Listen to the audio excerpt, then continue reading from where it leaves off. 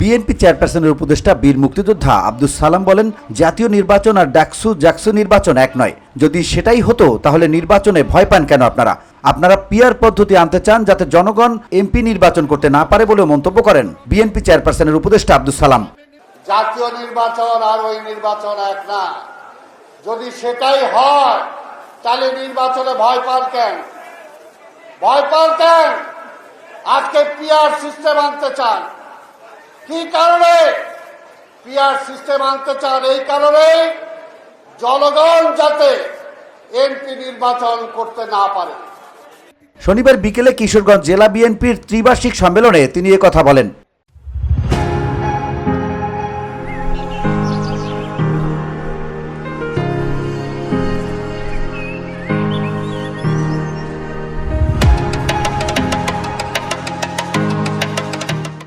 আব্দুস সালাম বলেন, কিছু দল এখন সিলেকশন চায়, ইলেকশন চায় না। হাসিনার যেমন নির্বাচন চাই না, কোনো দল অংশগ্রহণ করে নাই। হাসিনা নিজেই সিলেক্ট করে দিয়েছে সরকারি দল কোনটা আর বিরোধী দল কোনটা।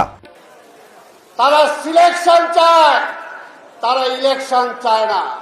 হাসিনার মতো, হাসিনা যেমনি নির্বাচন চায় নাই, কোন দল অংশগ্রহণ করে নাই, নিজে সিলেক্ট করে দিছে সরকারি দল কি হবে, বিরোধী দল কি হবে। আজকে জামাতও সেটাই চায়। জনগণের ভোটে এমপি নির্বাচিত হবে না, পার্টি সিলেক্ট করে দিবে কোন 300 জন হবে, কোন প্রার্থীর দরকার নাই। অর্থাৎ জনগণ কোন প্রার্থীকে নির্বাচিত করতে পারবে না। আব্দুস সালাম বলেন, আমরা জামায়াতকে বলবো আপনারা হাসিনার পথে হাঁটবেন না, তাহলে জনগণ তা মেনে নেবে না। বিএনপি কখনোই ক্ষমতার জন্য লড়াই করে নাই। 17 বছর বিএনপিকে বিভক্ত করার জন্য অনেক চেষ্টা করা হয়েছে, কিন্তু খালেদা জিয়া ও তারেক রহমান এবং মহাসচিবের কারণে বিএনপিকে কেউ ভাঙতে পারেনি। বিএনপি ক্ষমতার জন্য লড়াই করে নাই। এই মির্জা ফখরুল এখানে আছে, আমি প্রথমেই বলেছি, যেটা মিলাদ বলেছে, 17টি বছর বিএনপিকে বিভ্রান্ত করার জন্য অনেকভাবে চেষ্টা করা হয়েছে, কিন্তু এই মহাসচিবের কারণে, তারেক রহমান, খালেদা জিয়ার দৃঢ়তার কারণে বিএনপিকে এদিক সেদিক দিতে পারে না। এই বিএনপি নেতা বলেন, বিএনপি দক্ষিণপন্থীও না, কট্টরপন্থীও না, এমনকি বামপন্থীও না। আমরা মধ্যপন্থী। আমরা গণতন্ত্রে বিশ্বাস করি, আমরা স্বৈরতন্ত্রে বিশ্বাস করি না। আমরা স্বৈরতন্ত্র ও একনায়কতন্ত্রে বিশ্বাস করি না। যে জন্য বেগম খালেদা জিয়াকে বারবার ক্ষমতার লোভ দেখালেও খালেদা জিয়া ক্ষমতার লোভে পড়ে কোনো আপোষ করেননি। এমনকি দলের ভারপ্রাপ্ত চেয়ারম্যান তারেক রহমানও ক্ষমতার কাছে কখনোই মাথা নত করেননি বলে মন্তব্য করেন আব্দুস সালাম।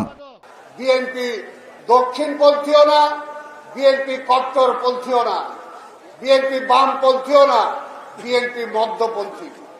আমরা গণতন্ত্রে বিশ্বাস করি, আমরা স্বৈরতন্ত্রে বিশ্বাস করি না, একনায়কতন্ত্রে বিশ্বাস করি না। এই কারণেই বেগম খালেদা জিয়াকে বারবার ক্ষমতার লোভ দেখালেও বেগম খালেদা জিয়া স্বীকার করেন নাই।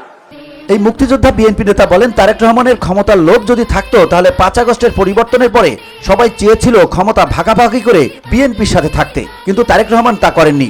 যদি তারেক রহমান ক্ষমতা চাইতো, 5 আগস্টের পরিবর্তনের পরে সবাই চেয়েছিল ক্ষমতা ভাগাভাগি করে বিএনপির সাথে থাকতে। VOD Bangla news desk.